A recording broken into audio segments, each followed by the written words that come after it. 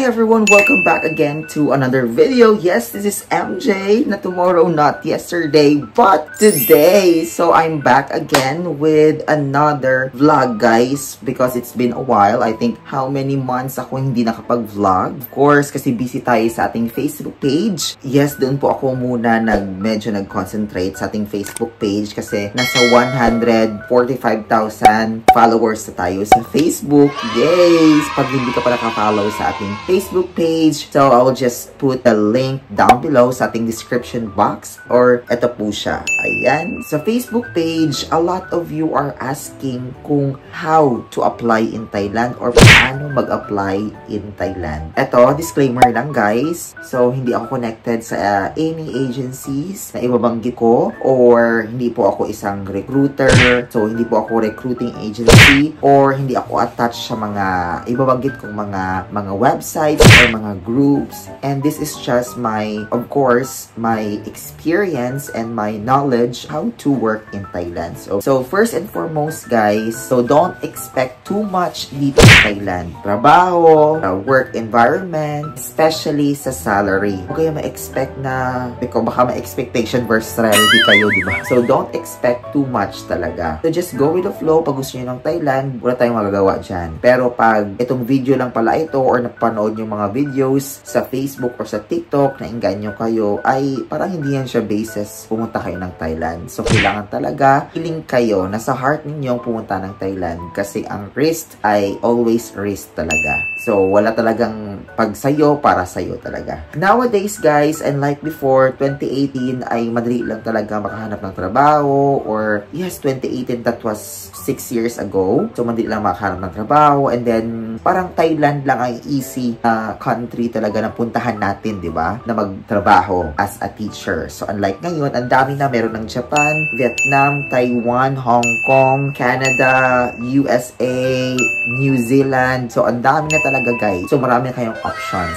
So, pero sa pinakamadali, Thailand talaga, kasi mura ang flights, di ba? Mura yung cost of living dito. So, pag ayaw mo na dito, naka-experience ka ng 1 year, pwede ka na ding lumipat sa ibang country. Ngayon, medyo pahirapan ngayon dito sa Thailand is because na, yes, ang dami ng mga demand, or ang dami ng Pinoy dito, konti lang nakakakuha ng trabaho. Competition na din dito sa mga teachers, kasi kailangan na din sa Ministry of Education dito. Dami ng mga requirements ngayon, especially sa Ministry of Education. So, pag non-education ka, until 6 years ka lang talaga dito sa Thailand mag-stay. If you want to stay longer, so kailangan mo mag-take ng module. So anyway, napalayo na tayo sa ating topic. So paano nga ba mag-apply sa Thailand? Of course, number 1 talaga, your passport. So importante yan yung passport ninyo. Of course, kailangan mo kumuha ng ticket, round trip ticket if mag-tourist ka dito pumunta ng Thailand. So if non-visa ka naman, galing na sa Philippines, so yun na kailangan ng, of course, pabalik dito kasi meron ka ng non-visa if mag-process ka sa Philippines.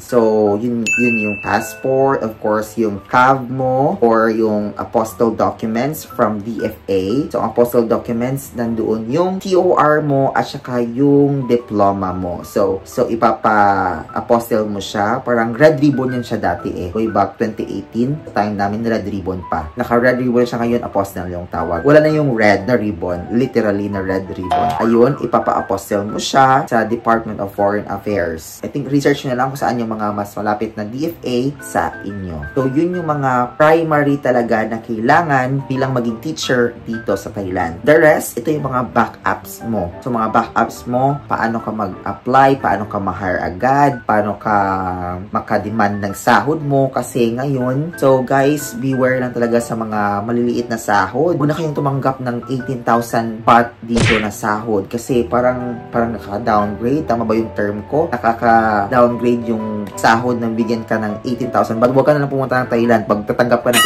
18,000 baht. Additional, kailangan mo ng LET, of course. Kailangan mo makapasa sa LET. Pag gusto mo talagang ma-hire ka talaga agad-agad. So, kailangan mo ng kahit uniting ng masters. So, kailangan mo ng master's degree, or not necessary naman, pero dapat pag gusto mo talagang ma-hire agad-agad, so isa yan sa titingnan nila. So, and then may experience ka sa pagtuturo, especially sa pagiging ESL teacher teacher. Pa-online man, pa-tutorial man, yun yung mga primary talaga or mga kailanganin mo para mag-apply dito sa Thailand. What else? Of course, sa demo, galingan mo. Sa interview, magaling ka magsalita. Wala yung problema pag hindi ka naman masyadong fluent. As long as you can communicate, you can teach English especially. Kailangan mo talaga galingan sa demo at saka sa interview. So, after that, i-require ka na lang TOEIC. O, depende sa school kung ano yung score na kailangan nila. Sa amin, 800 TOEIC score.